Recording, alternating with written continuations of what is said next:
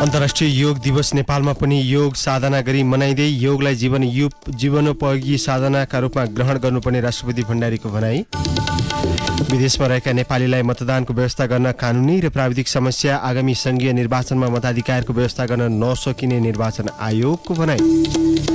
क्यानाडामा प्लास्टिकको उत्पादन तथा आयातमा पूर्ण प्रतिबन्ध लाग्दै प्रदूषण नियन्त्रणका लागि महत्त्वपूर्ण कदम चालिएको सरकारको दाबी।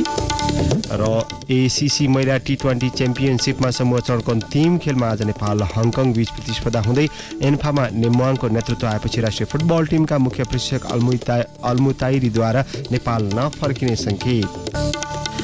नमस्कार, कान्तिपुर डायरीका साथमा साथी रमेश र म अनिल। समाचार अब विस्तारमा।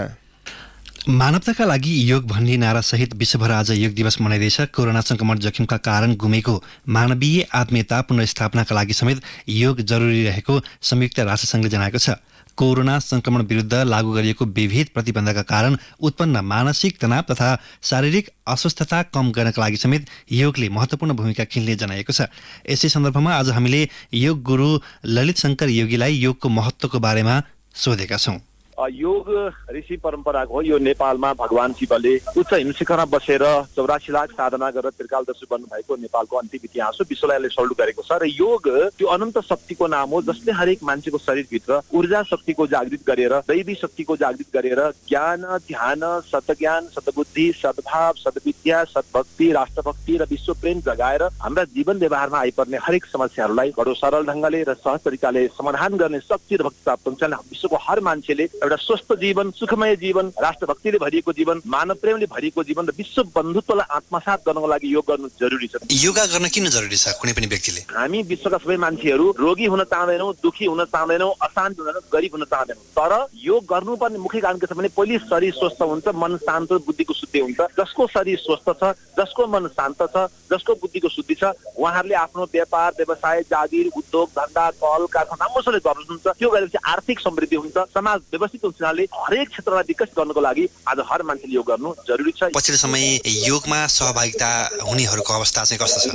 एकदमै राम्रो छ। विश्वभरि नै योगको संख्या अत्यधिकमा बढेको छ। हरेक दिन विश्वभरिमा अरबौं मान्छेले योग गर्नु भएको छ, किनकि उहाँले योग गरेपछि उहाँ शरीर स्वस्थ भयो, मन शान्त भयो, बुद्धिको शुद्धि भयो, उहाँमा मानव प्रेम जाग्यो र यसले गर्दाखेरि एउटा समाजमा शान्तिको स्थापना भइरहेको छ, समाजमा रूपान्तरण भइरहेको छ। अहिले पछिल्ला दिनमा जति पनि मान्छेहरू योगमा आउनु भएको छ, यो विश्वको लागि अत्यन्तै शुभ सूचक कुरा हो, किनकि यसले समाजमा शान्ति ल्याउँछ, प्रेम ल्याउँछ, सद्भाव ल्याउँछ। म तपाईँको यो कान्तिपुर एफएम मार्फत पनि सबैलाई अनुरोध गर्न चाहन्छु, योग गरौँ, योगी बनौँ, निरोगी बनौँ र राष्ट्रको लागि र विश्वकै लागि उपयोगी बनौँ।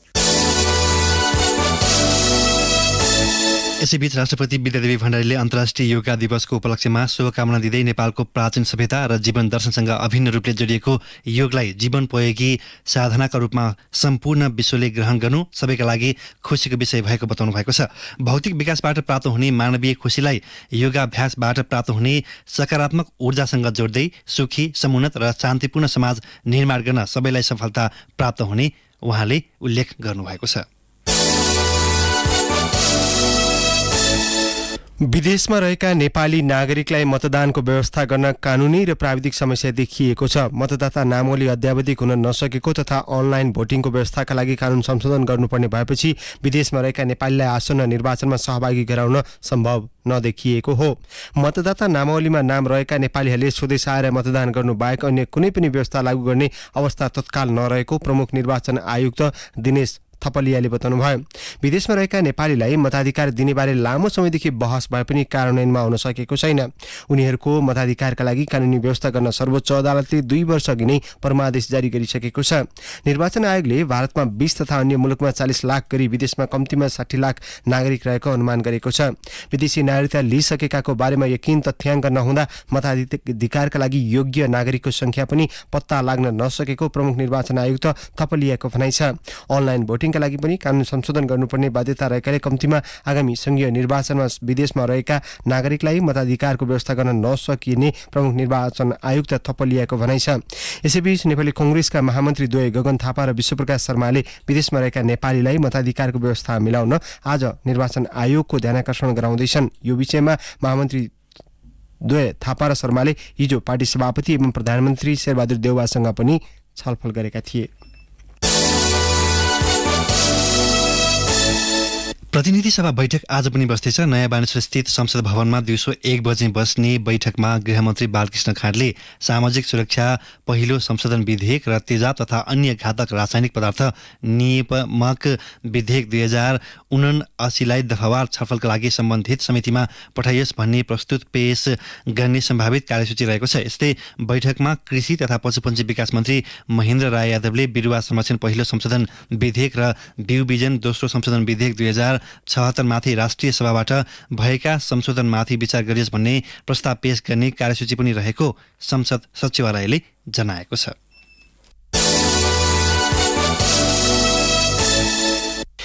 विपदका विभिन्न घटनाहरूबाट गत वैशाखदेखि हालसम्म 81 जनाको मृत्यु भएको छ। बाढी, पहिरो, भारी वर्षा, आगलागी लगायतका 790 घटनाबाट हिजोसम्म 81 जनाको मृत्यु भएको र 186 जना घाइते भएको राष्ट्रिय विपद जोखिम न्यूनीकरण तथा व्यवस्थापन प्राधिकरणले जनाएको छ। सबैभन्दा बढी चट्याङमा परि 27 जनाले ज्यान गुमाएका छन्।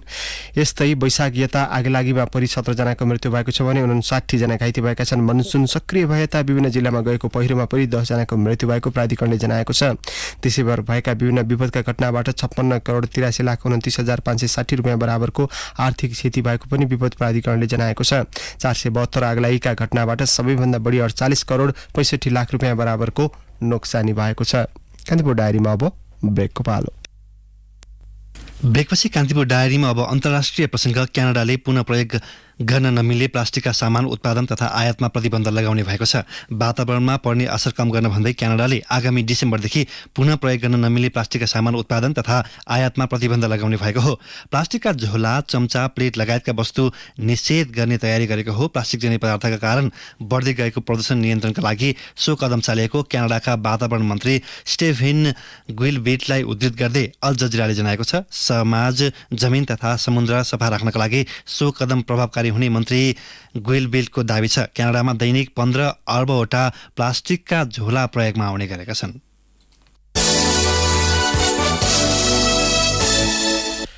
अमेरिकाले चीनको झिन्जियाङ प्रान्तबाट हुने आयातमा आजदेखि प्रतिबन्ध लगाएको छ। झिन्जियाङ प्रान्तका मजदुरलाई चीनले दबावमा राखेको भन्दै अमेरिकाले सो निर्णय गरेको बीबीसीले उल्लेख गरेको छ। यसअघि अमेरिकाले सो क्षेत्रमा उत्पादन भएको खाद्य तथा लत्ता कपडा आयात गर्दै आएको थियो। मजदुरलाई दबाव नदिई उत्पादन गरिएको प्रमाणका आधारमा मात्रै वस्तु आयात गरिने अमेरिकाले उल्लेख गरेको छ। चीनले झिन्जियाङ प्रान्तमा रहेका लाखौं उइगुर तथा अन्य मुस्लिम समुदायलाई सन् 2017 देखि नियन्त्रणमा राख्दै आएको अमेरिकाले आरोप लगाएको छ। अब खेल प्रसङ्ग। एसिसी महिला टी20 च्याम्पियनसिपमा नेपालले समूह चरणको अन्तिम खेलमा आज हङकङसँग प्रतिस्पर्धा गर्दैछ। नेपाल लगातार 3 म्याच जितेर सेमिफाइनल पुगिसकेको छ भने हङकङ अङ्क तालिकाको दोस्रो स्थानमा रहेको टोली हो। हङकङलाई सेमिफाइनल प्रवेशका लागि आजको खेल महत्त्वपूर्ण छ। नेपालले हिजो बहराइनलाई 8 विकेटले हराउँदै अन्तिम 4 मा स्थान सुरक्षित गरेको थियो।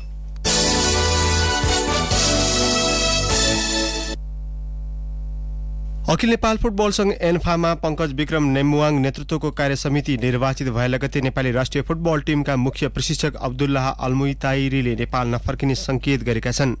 गैराती नेमुवाङ निर्वाचित भए लगतै सामाजिक सञ्जाल इन्स्टाग्राममा स्टोरी पोस्ट गर्दै अल्मुइताइरीले नेपाल नफर्कने संकेत गरेका हुन्। उनले लेखेका छन्, नेपाल सधैँ मेरो हृदयमा रहनेछ, तर सबै कथाको अन्त्य हुन्छ। माया र सहयोगका लागि हार्दिक कृतज्ञता। उनले नेपाली फुटबलको उज्जवल भविष्यको कामना गर्दै नेपाली प्रशंसकलाई पनि धन्यवाद दिएका छन्। आफ्नो नेपाल बसाई उत्कृष्ट भएको समेत उनले लेखेका छन्। प्रशिक्षक अल्मुताइरीले हाल सो स्टोरी इन्स्टाग्रामबाट हटाइसकेका छन्। एएफसी एसियन कपको छनौट खेल्न कुवेत पुगेका अल्मुताइरी हाल उतै छन्। पछिल्लो समय अल्मुताइरी र विवाद एक अर्काका पर्याय जस्ता भएका छन्। अल्मुताइरीले नेमुवाङलाई देखाएर गत साउनमा राजीनामा घोषणा गरेसँगै विवादको बीजारोपण भएको थियो। सामाजिक सञ्जालमा राजीनामा घोषणा गरे पनि अल्मुताइरीले राजीनामा भने दिएका छैनन्। मुख्य प्रशिक्षक अल्मुताइरीको कार्यशैलीप्रति असन्तुष्टि जनाउँदै गत वैशाख 13 गते प्रशिक्षणमा रहेका 10 खेलाडीले बन्द प्रशिक्षण छोडेपछि विवाद उत्कर्षमा पुगेको थियो। पछि अल्मुताइरीले ती 10 खेलाडी र नियमित कप्तान किरण चेम्जोङलाई बाहिर राखेर नेपाली टोली घोषणा गरेका थिए। वेल्स फुटबल टोलीका मुख्य प्रशिक्षक रायन गिग्सले राजीनामा दिएका छन्। उनले तत्काल लागू हुने गरी मुख्य प्रशिक्षकबाट राजीनामा दिएका हुन्। रायनले राजीनामा दिएपछि वेल्सले रोबर्ट पेजलाई अन्तरिम प्रशिक्षक नियुक्त गरेको छ। म्यान्चेस्टर युनाइटेडका पूर्व खेलाडी रायन 2018मा वेल्सको मुख्य प्रशिक्षक नियुक्त भएका थिए। पछिल्लो समय 48 वर्षीय प्रशिक्षक विवादमा पर्दै आएका छन्। 2020मा आफ्नी प्रेमिकामाथि आक्रमण गरेको आरोपमा रायन पक्राउ परेका थिए। त्यसपछि उनी प्रशिक्षकको जिम्मेवारीबाट अलग भएका थिए।